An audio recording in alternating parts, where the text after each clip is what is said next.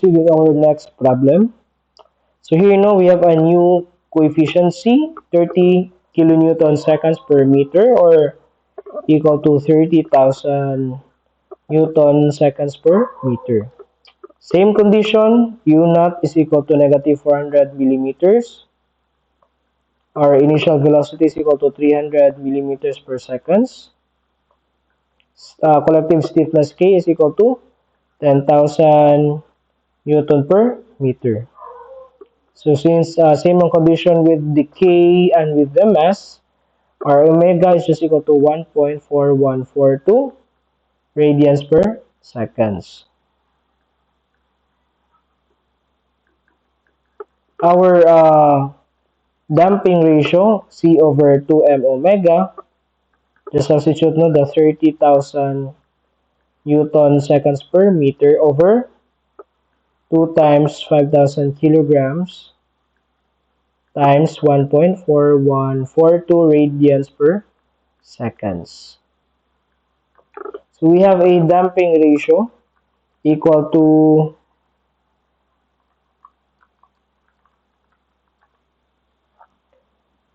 2.121.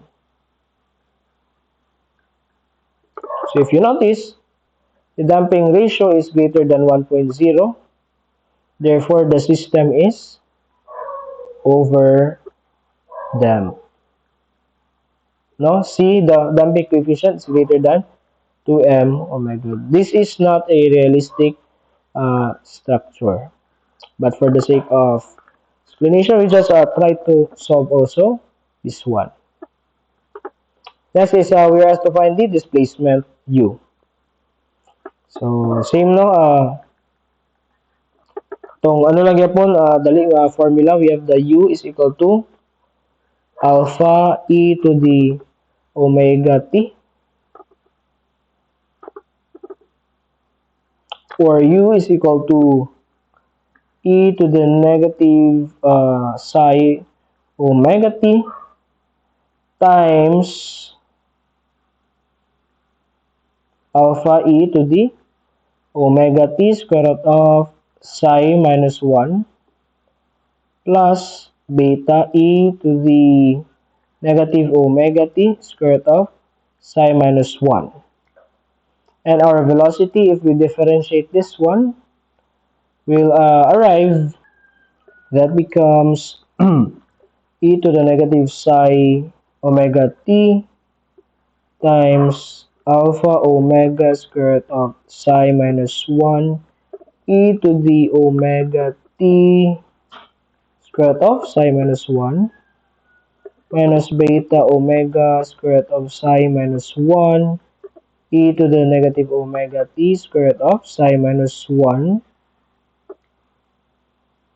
minus psi omega e to the negative psi omega t times alpha e to the omega t square root of psi minus 1 plus beta e to the negative omega t square root of psi minus 1. So this one, this expression is similar with the u.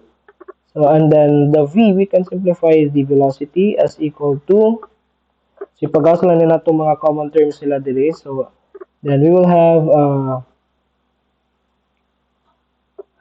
omega e to the negative psi omega t square root of psi minus 1 times alpha e to the omega t square root of psi minus 1 minus beta e to the omega t square root of psi minus 1 minus, we have here a psi omega times u.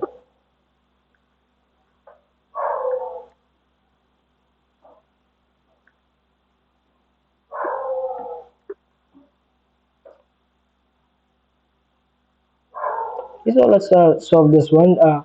Then we have our u is equal to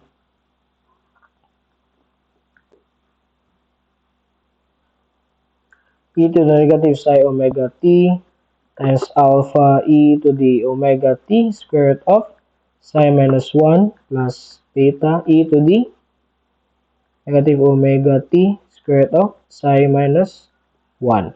So if you notice no, wala na imaginary, it is because this one here that is already our damping ratio is greater than 1. And then we have our velocity again equal to omega e to the negative psi omega t square root of psi minus 1 times alpha e to the omega t square root of psi minus 1 minus beta e to the negative omega t square root of psi minus 1 minus psi omega u. So same here po at time is equal to 0, we have an initial condition that our u is equal to negative 400 millimeters and our v is equal to 300 millimeters per seconds. So our equation for motion sa u, that will become negative 400 is equal to e to the 0 times alpha e to the 0 plus beta e to the 0. Or negative 400 is equal to alpha plus beta. Let's say this is our equation 1. Here our velocity becomes, we have a 300 is equal to omega. So our omega is 1.4142 e to the 0 square root of our damping ratio psi is equal to 2.121 minus 1 times we have the alpha e to the 0 minus beta e to the 0 minus psi nga 2.121 times 1.4142 and then our u is equal to negative 400. We just rewrite this in the next page. We have the equation 1 equal to alpha plus beta is equal to negative 400. And our equation 2 coming from this formula, that is alpha minus beta is equal to negative 600. So from this equation, if we add this, you have 2 alpha is equal to negative 1000 or alpha is equal to negative 500. And our alpha beta, if we substitute it in this so the equation 1 rather, we will have negative 500 plus beta is equal to negative 400. Our beta will become positive 100. So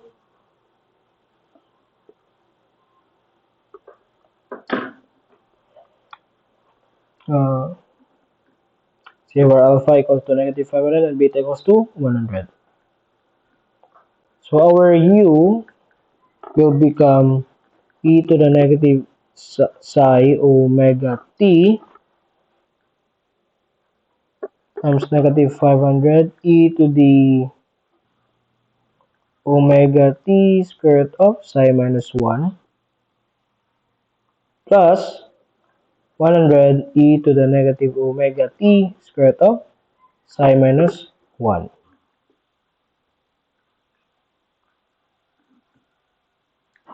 So we just write these values so that psi omega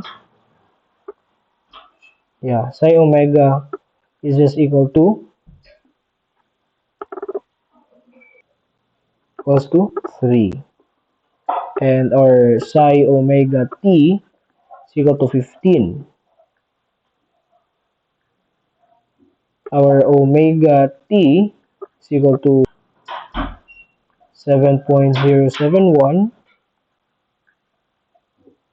and our square root of psi minus 1 is equal to 1.0588.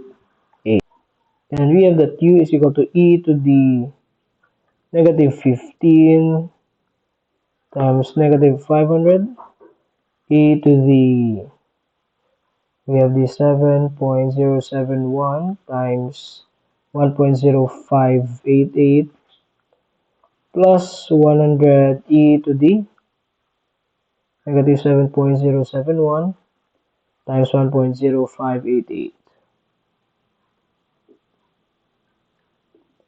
So displacement is equal to negative 0.289 millimeters. And our velocity.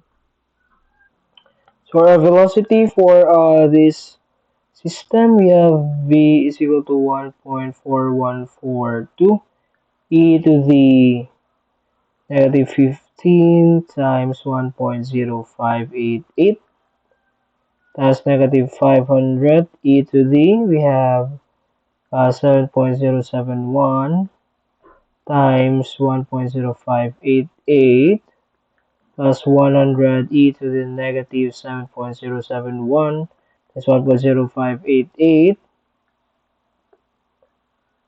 minus 3 times u negative 0.289. Our velocity will be 0.4584 millimeters per seconds.